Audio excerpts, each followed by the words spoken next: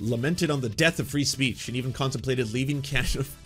Can you imagine? Can you imagine using all the resources available to you to leave the country, relocate, start a brand new life, all because you can't call LGBTQ plus pedophiles without potentially facing financial consequences for your actions? Oh, that's it. I'm done with communist Canada. This was the last straw.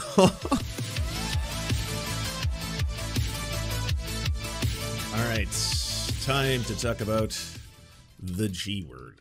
So, if you've been following either my coverage of the right-wing war on LGBTQ plus folk, or you've just been hearing them speak in general conversation, you probably heard them use the G word a lot. I'm talking about groomer. They've been saying groomer a lot. It's their favorite word. It's just their special word, and they've been enjoying it, loving it, and they just use it all the time to say a thing I don't like, not knowing that it can damage people's lives and get people killed. But they don't care because it's all a game, epic for the memes, kind of that separation when you're on the internet and there's like a screen in front of you, so you're like, well, this is not real life, and then you hit turn off, and then you can go do things. Like, I've heard touching grass is what something people recommend to do quite a bit on the outside worlds. And then once you've touched that grass, you think, well, nothing's going to happen from this. And then all of a sudden it's like, hey, you know that person you were calling a groomer and a pedophile? Yeah, I was doing that because they were gay. Okay, so that person you were calling a groomer and a pedophile, well, the school that they go to, they just got a bomb threat called into it, and it's really scaring a lot of kids, terrorizing them even. Oh, wow, a lot of scared kids. Yeah, a lot of scared kids. And then, you know, those teachers and doctors and nurses, all those people you were calling groomers and pedophiles because they said they don't hate gay people. Yeah, they don't hate gay people, so I called them groomers and pedophiles. Okay, well, all those children's hospitals are getting bomb threats now. It's happening, and it's terrorizing people, and a lot of people are very scared. In fact, some people aren't getting medical attention, including dying kids, because you keep calling people groomer and pedophiles when you have absolutely no evidence to that. Well, I'm not calling them groomers and pedophiles because I think they're actually groomers and pedophiles. I'm doing it because we're allowed to call them groomers because they're indoctrinating children into a degenerate way of life. Yeah, not my way of life, which is to get children's hospitals bomb threats. That's the noble way of life. They're degenerate, I'm noble, so you understand, right?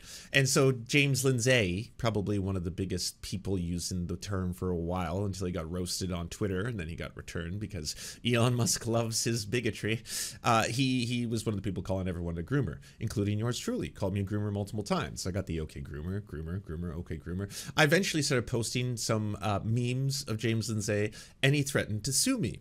That was the first time that I ever had to talk to a lawyer about freedom of speech and our relative countries as well. I live in Canada. It was going to be an American threatening litigation against me. And I was like, holy shit, James Lindsay says this is litigious because I made jokes in which he is being silly and bad and stuff. And so apparently, I can't tell you what the lawyer told me. So this has nothing to do with me now. That story's over. New story begins. Someone who's not me, completely unrelated, had to speak to a legal team who said that James Lindsay has no idea what the fuck he's talking about. And if he wants to do this, he will lose a lot of money if he tries to sue people for making jokes about him and parodies about him. There's a lot of protection for free speech in America. And there's even protections for free speech in Canada, with limits, of course. There are certain limits to what kind of speech we denote or say is supposed to be free at any given time. And now there's something new. The groomer callouts apparently may have grounds for litigation. That's right. If you happen to be LGBTQ+, you've got people insinuating that you're a groomer or a pedophile simply for existing, well, guess what? You might have some legal grounds to go after them because they may be engaging in hate speech, intentionally trying to destroy your lives, career, job, anything, or even get you killed simply by labeling you as the worst thing that everyone can agree upon. Child abusers, people who abuse children, people who go after kids. You know, the Russell Brands of the world, that kind of stuff, allegedly. The Epsteins of the world. Yeah, that one's not allegedly. We all know this. And that will segue into the Epstein list that apparently is getting leaked. As a leftist, I'm very excited and happy for the Epstein list to get released. Why, you say? Because it's going to be a bunch of rich assholes, a whole bunch of rich billionaire pedophiles. I want the world to know about all the rich billionaire pedophiles. I don't care who they are. Oh, Bill Clinton? Get that motherfucker. Go after him. Yeah, absolutely. I'm all for it. Elon Musk, Donald Trump, don't matter to me. They're all assholes, every single one of them. So yes, please, reveal everything. I need to know about it all. So I was just going to read this little quick story. Right-wing trolls are freaking out after learning they can get sued for calling people groomers on the internet. Basically, Rebel Media, Rebel News has lost most of their business model. This is definitely going to affect them deeply because they're probably going to have to retract a fuck ton of shit after this. New court decision reinforces that there is no public interest in speech that exposes vulnerable groups to hate. Believe it or not, anonymous right-wing trolls can in fact get sued for basically calling people groomers on the internet. While many Canadians may find the obvious right-wing social media personalities appearing surprised by the recent court decision in Ontario that takes away what they apparently assumed was their freedom to call random strangers groomers and pedophiles online. Last year, Rainbow Alliance Dryden, LGBTQ+ community group in Dryden, Ontario, launched a defamation lawsuit against Brian Webster, a Thunder Bay blogger who runs a local Facebook page. The lawsuit, prompted by Webster's anonymous post, reacted to a CBC News article about a drag storytime event organized by the plaintiffs. Ask yourself why these people need to perform for children, Webster wrote. Groomers. That's the agenda. Last week, Ontario Superior Court of Justice issued a decision rejecting the anti-slap motion Webster filed, claiming the lawsuit against him was a gag proceeding designed to silence me and punish me through improper use of courts. In the Rainbow Alliance Dresden versus Webster, the Superior Court ruled that the groomer rhetoric targeting our clients, a drag king and a pride, is not in public interest of expression protected by Ontario's anti-slap laws. Here's our take on the decision. In its decision, the court found that Webster's statement failed a basic, quote, public interest test since perpetuating hurtful myths and stereotypes about vulnerable members in our society does not represent speech anti-slap rules are, quote, intended to protect. I agree with the plaintiffs that perpetuating such stereotypes and myths about members of the LGBTQ+ community is not in the public interest of speech, the decision explains. It is not a matter about which community has a genuine interest or genuine stake in knowing. If the post merely questioned the property of drag storytime hour for children, or expressed his opinion that drag storytime is not appropriate for children, I may have been inclined to find that the matter was a social commentary and public interest of speech. So, here it is. Big difference. If you're suddenly saying, well, you know what? This person, I believe, could be disgusting and sick because I have personal beliefs that this person is a groomer based on my extensive knowledge of grooming. That's different than saying, that person's a pedophile. I'm now going to publish to my thousands of people that this person's a pedophile. Hopefully, of my thousands of followers, none of them are going to see me calling these people a pedophile and then think they need to take action to stop a pedophile, because most people would want to stop pedophilia or child abuse, unless it's the Catholic Church. But in most cases, they probably want to stop that, so they're now going to get all mad and be like, holy fuck, oh, there's pedophiles in this school. I need to go after them because I am a pedophile hunter. I'm never going to go after the Catholic Church. Yeah, or Jared Leto. But I am going to go after this particular instance where a random stranger I've never heard of is being called a pedophile and a groomer, and I got to stop them. Well, yeah, apparently that is not in the interests of public speech in Canada. I want to reiterate, this is Canada, y'all. All right, so I'm not saying that this directly applies to America, unless of course Americans are doing this towards Canadian personalities or stuff like that. Then you might be able to introduce things in which, yes, we're going to be suing you. But hey, the whole thing will get complicated. It's going to be based on the local jurisdiction. I'll have to consult lawyers and things like that to be able to find out. You know, we can interview them. We have lots of friends of the show who have lawyery powers, much more superior to myself. The court also noted Webster appeared to have no valid defense since his statements were not recognizable as an opinion and therefore appeared to have no factual basis for the allegation.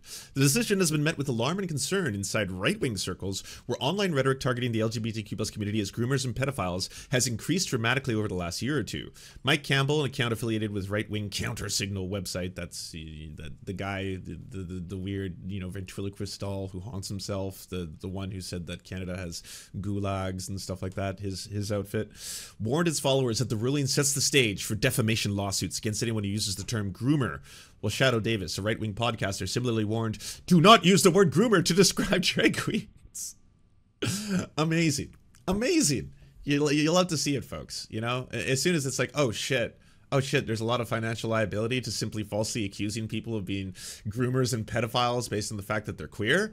Oh, okay, well, stop doing that then. Yeah. No, we were only doing it because we thought there were absolutely no consequences to our actions and it would be totally fine for us to do this. Well, I mean, consequences in the sense that like someone could maybe hurt them, but like that's not me personally, so I'm not responsible for that. So yeah, but apparently they can't sue, and you have to make sure that you're stating that it's your personal opinion and that you have no evidence to the contrary, because that is actually what it is, right? And I mean, just basically properly label yourselves as bigots. Be like, well, I hate queers, I hate gay people, and so I'm going to now falsely accuse them of being pedophiles. It's just an old-timey thing. People have been doing this for a real long time, and they've been doing it to people they don't like, and that's how they try to get away with this. Other right-wing accounts variously reacted by describing the move as Orwellian. Of course, this is 1984 of the highest order. What is this, the Ministry of Pedos? lamented on the death of free speech, and even contemplated leaving Canada for good. Clean up your room. Can you imagine using all the resources available to you to leave the country, relocate, start a brand new fucking life, all because you can't call LGBTQ plus pedophiles without potentially facing financial consequences for your actions? Oh, that's it. I'm done with communist Canada. This was the last straw. Like, what the fuck? And yeah, by all means, I mean, yeah, okay. All right. Yeah. Not sad to see you go in the slightest, to be the honest, the truth here.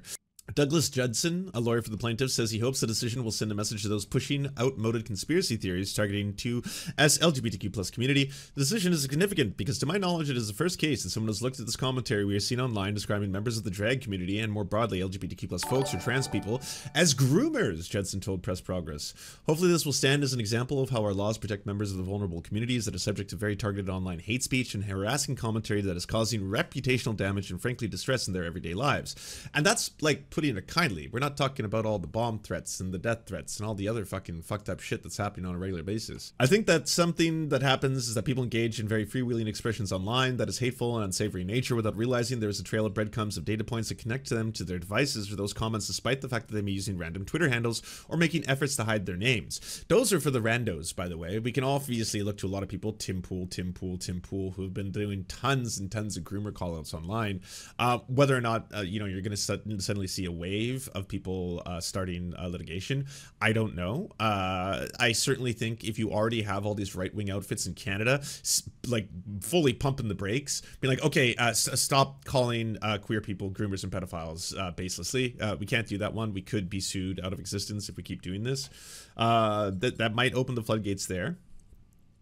In fact, Egal argued that Webster's statement recycles the age-old and harmful trope that conflates two LGBTQI people with pedophiles and sexual predators, and asked the court to reject the notion that the public has any interest in being exposed to hateful speech. Exposure to hatred and contempt constitutes serious harm, particularly where there is evidence that the expression has fermented hateful responses and threats of violence and death. People have been shot.